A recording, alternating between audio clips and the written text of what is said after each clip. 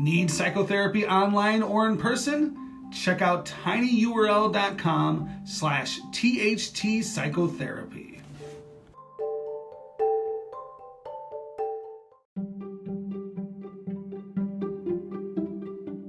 The George Brassey podcast is made possible with funding provided from Brassey Global Strategies, LLC, a leading political consulting, public policy, government affairs, and research firm. Are you interested in running for elected office? Need advice? Call or email George, 708-769-5015. Brassey Global Strategies 1@gmail.com. Snowstorm forces Chicago Heights to close City Hall. Snowstorm forces Chicago Heights to close City Hall, Chicago Heights, Illinois. Snow was on everybody's mind at Wednesday night's Chicago Heights City Council meeting. The Chicago area was hit by a major snowstorm, and Chicago Heights had about 10 inches of snow dumped on it Tuesday and Wednesday. City Hall was closed Wednesday afternoon because of the winter storm, and garbage pickup on Wednesday and Thursday was also postponed. And students at Chicago Heights School District 163 went to remote learning Wednesday because of the storm. The mayor's chief of staff, Karen Zaranti, thanked city workers for their efforts. She told the council that city workers had been working round the clock to keep city streets open and safe, and would continue to do so throughout the duration of the storm.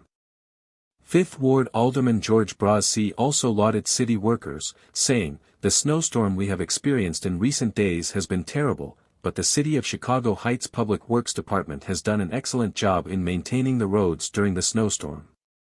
Each and every resident's request that was submitted to my office was addressed in a quick and efficient fashion." Christopher Bykoskas, 4th Ward Alderman, added that Public Works is working diligently, doing a great job cleaning up the streets.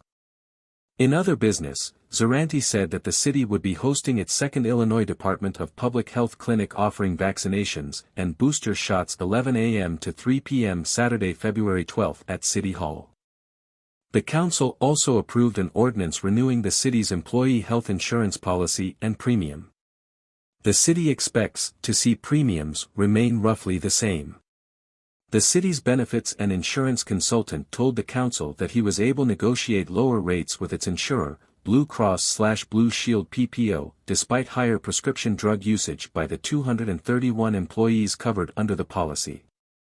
Snowstorm forces Chicago Heights to close City Hall.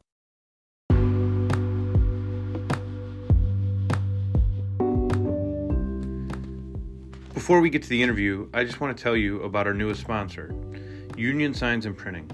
Union Signs and Printing is a union sign shop located near Chicago, Illinois, that specializes in the production of corrugated plastic lawn signs used in applications ranging from political and election usages to unions, schools, and businesses. They also produce a vast array of other products, including American-made, union-printed t-shirts, banners, bio cards, literature, door hangers, business cards, and trifold. Get a hold of Union Signs and Printing at 815-740-1688 or find them on the internet at unionsignsandprinting.com. And don't forget to tell them you heard about their services on the George Brassey podcast. So glad to welcome Lindsey Paoli, MS, MFT, Intern, to the podcast. Lindsey, thanks for coming on. Hi, thank you so much for having me. I'm so excited to finally meet. Absolutely. Lindsey, tell the audience a little bit about where did your interest in becoming a therapist begin? It did not begin until I was about 30. I had interest in becoming a psychiatrist very early on. I wanted to be Clarice Starling from, why can't I think of the name of the movie? I'm drawing a blank on that one as well. So Hannibal Lecter. Silence Lecter. of the Lambs. I wanted to be Clarice Starling and really study the minds of criminals. And my family has our own experience with mental health diagnoses that kind of skewed my perception of mental health and the field along the way. So I lost interest as soon as I went to college, when actually my younger brother was diagnosed as bipolar. So instead I went into hospitality, and it wasn't until I needed to address my own anxiety and depression, which I had put off for a very long time, that I finally decided to see a therapist and realized how life-changing it can be to just kind of talk through things. You don't necessarily need a medication to get through some of life's challenges. And so it was at 30, after having a failed career and a failed marriage at that point. Not a failed career. Had a great career, but I felt like I had a lot of failures along the way and was experiencing really high anxiety and depression. And talking with this therapist, that I was like, this is what I want to do. This is what I didn't know existed and how beneficial it was. So where do you end up enrolling into for your graduate training? I went to University of Phoenix at the Las Vegas campus. So as I mentioned, I had a previous career. I was in hospitality management, which was a really demanding career here on the Las Vegas Strip. And I was working at really high-end luxury properties. So I was working, between 60 to 70 hours a week, and going to full-time graduate school was just not an option for me. And University of Phoenix had a great program with a lot of, not as theory focused, but like private practice and business focused professors, which I was really drawn to, because I knew from the beginning I wanted to open my own wellness facility and private practice. So it really ended up working out that it was that University of Phoenix was a better option than UNLV, where I had gotten my hospitality bachelor's. That's very interesting about their professors and the curriculum there. Yeah. I know in my training it was very theoretical, and there was no business school involved. I ended up going to get an MBA after I was already licensed. Yeah. Some idea about the business end of things. It's really helpful. I mean, obviously, of course, we practice theory and we learned all about ethics and all of the things that are required from any master's program. That I was in the marriage and family therapy program. But I was really grateful that all of my professors also had their own private practices or had been in private practice. And so I was able to learn a lot of the business aspects that I know a lot of other of my colleagues didn't have any experience.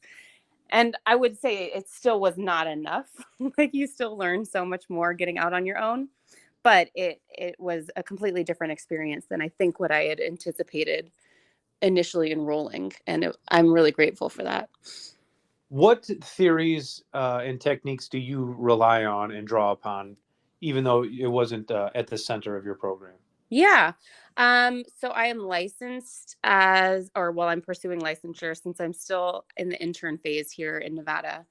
I'm the marriage and family therapy intern, so I'm pursuing the certification for EMDR, which you can't complete until you're fully licensed.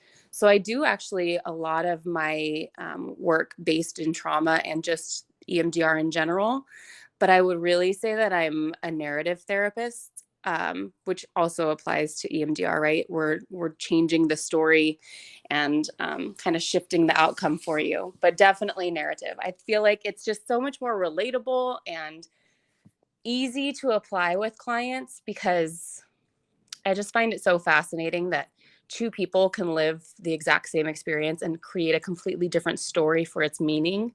And so when you just hop into that personal experience and try to dig into that, I just find that to be really rewarding and helpful for people. Lindsey, tell the audience, if they weren't aware, what the acronym EMDR stands for. Oh yeah, eye movement desensitization reprocessing.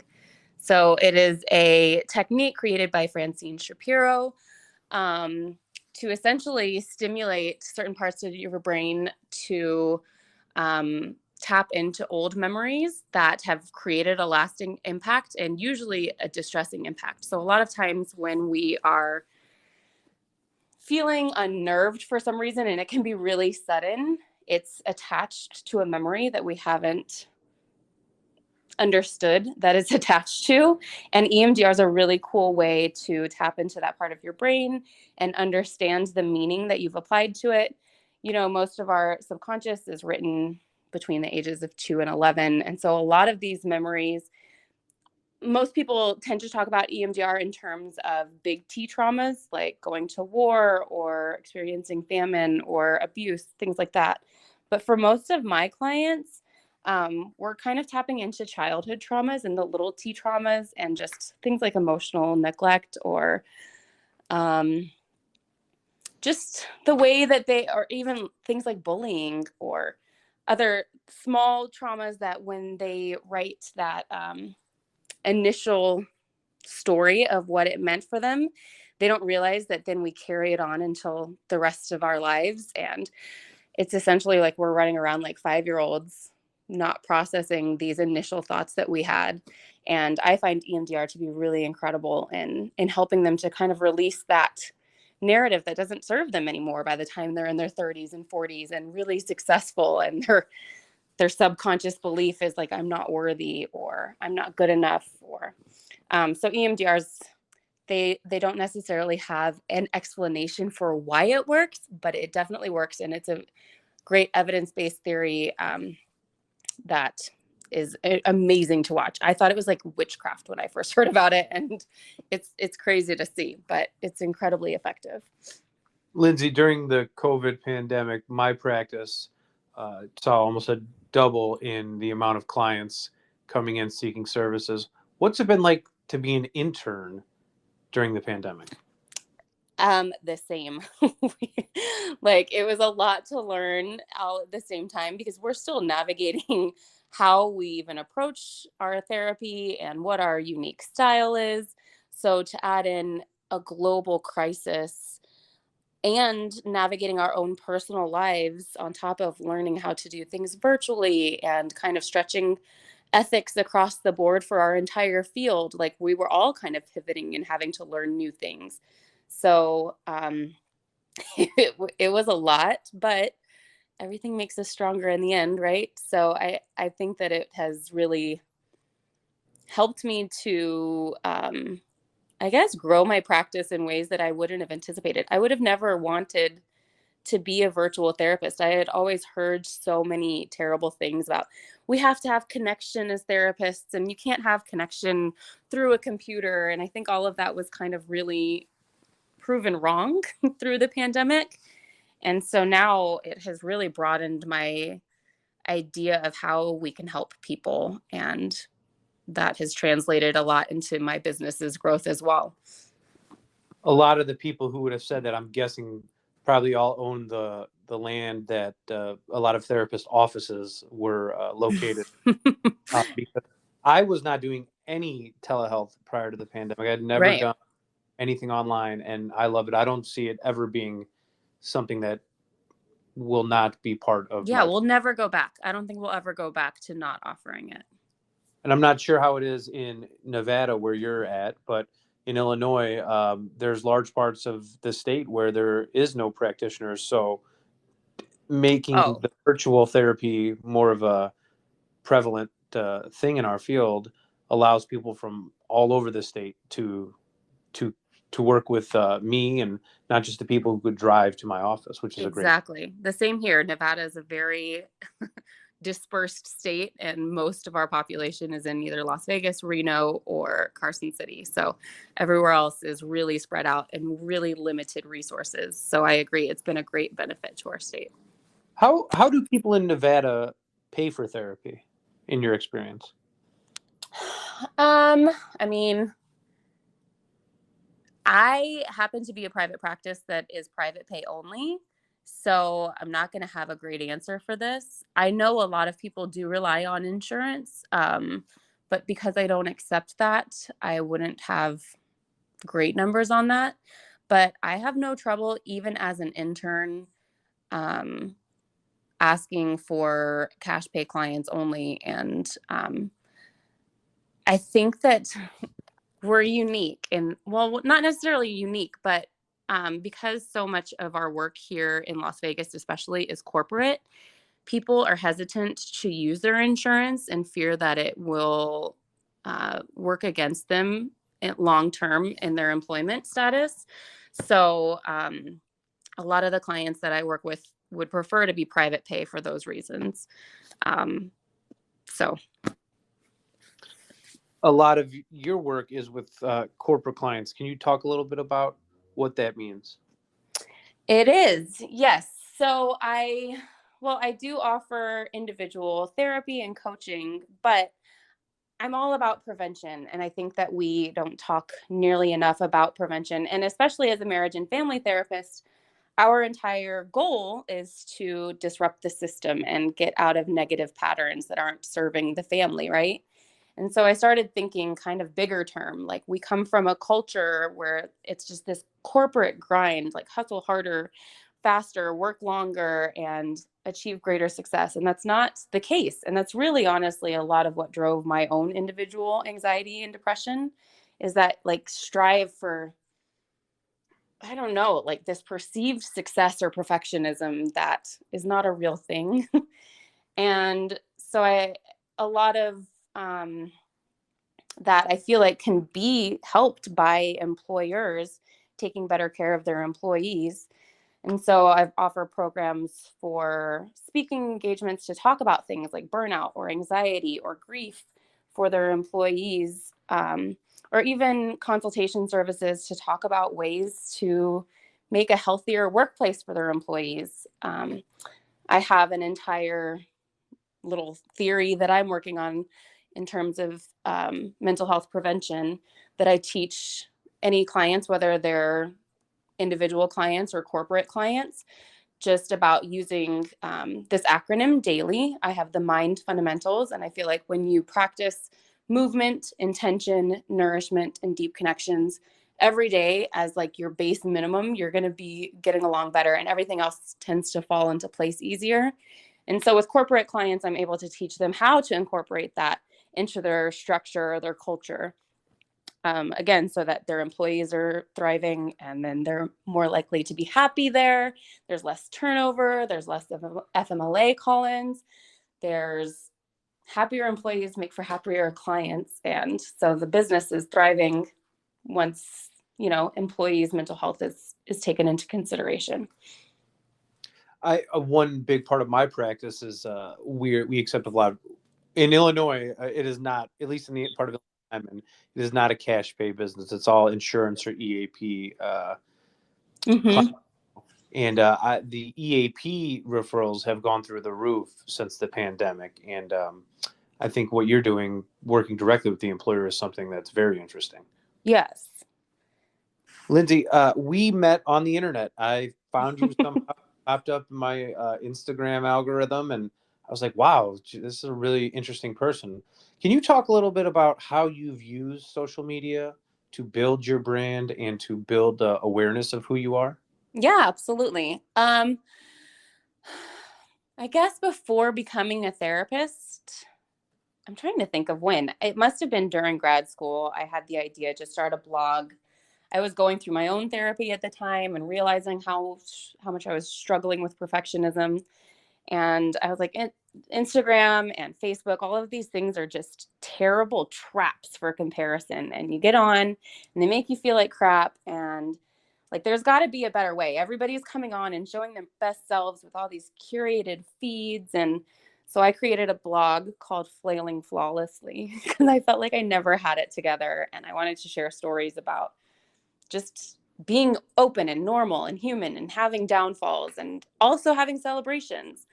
And that kind of really set the pace for the way that I wanted to show up on social media for my practice too, is I had a terrible perception of therapists for a really long time. Like, what you see in the media is they're always like condescending kind of, and like really snooty and very highly educated and can't speak to their client on their client's terms.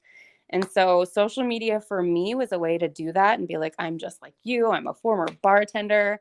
Like, I have worked in hospitality, so I've worked with like upset guests all the time, or I myself have anxiety and depression that I battle with every single day. And so I think that kind of led its way into my marketing, in that I'm a real human being with these additional skills and this additional training.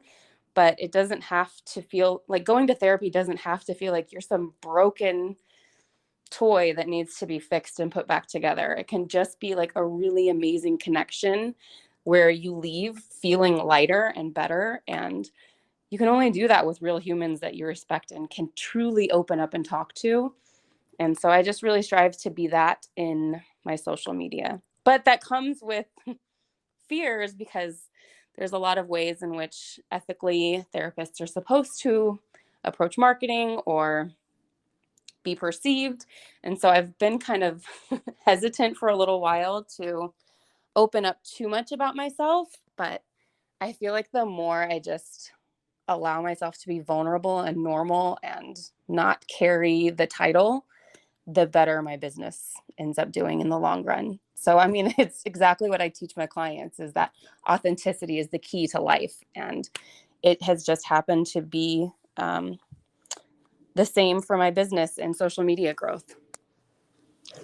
Lindsey, the last question we always ask our guests is, what are 2 books you would recommend to the audience and why? Okay, I've been thinking about this one. I might have to do 3. But the first one that really got me thinking about how mental health is not being handled as effectively as it could has nothing to do with mental health. It's called The Power of Habit by Charles Duhigg. And it's an amazing book, just talking about how little habits add up to big habits. I know there's now Atomic Habits that everybody's reading by James Clear, which is another great book. And he has even noted the power of habit in his book. But The Power of Habit, I think, is the original understanding of how habits and how powerful using habits can be to changing anything, and how they can get in the way when they're not taken care of, or if you're not aware of how habits are created. And then the other 2 are a tie. The Body Keeps the Score by Bessel van der Kolk, and When the Body Says No by Dr. Gabor Mate, I think, are 2 incredible books about the power of just understanding emotional health and mental health, and that I think our society kind of has it twisted in that we don't think of the 2 as being connected, that physical health and mental health are 2 completely different treatments requiring different preventative maintenance, et cetera. And I think both of those books really teach us that the way that we have relationships and the way that we process emotions and the way that we live our life, it's all intertwined, the mental health and the physical aspect. And so that's also been a really huge part of my practice in preventative mental health. Lindsey, if somebody wanted to connect with you online or work with you, how could they get a hold of you? You can follow me on Instagram at Lindsey_Paoli. You can also go to my website, www.lindseypaoli.com. I've got everything there. Like, you can schedule a call with me and we can just chat one-on-one. You can book coaching with me. I'm currently offering the Mind Master one-on-one, which is a 3-month intensive mentoring program to practice preventative mental health. I'm currently booked with therapy clients, but if you are in the Las Vegas area, you can look me up on fundamentalhealthlv.com. Lindsey Paoli, thanks for coming on the podcast. Thank you so much for having me. Take care. Bye.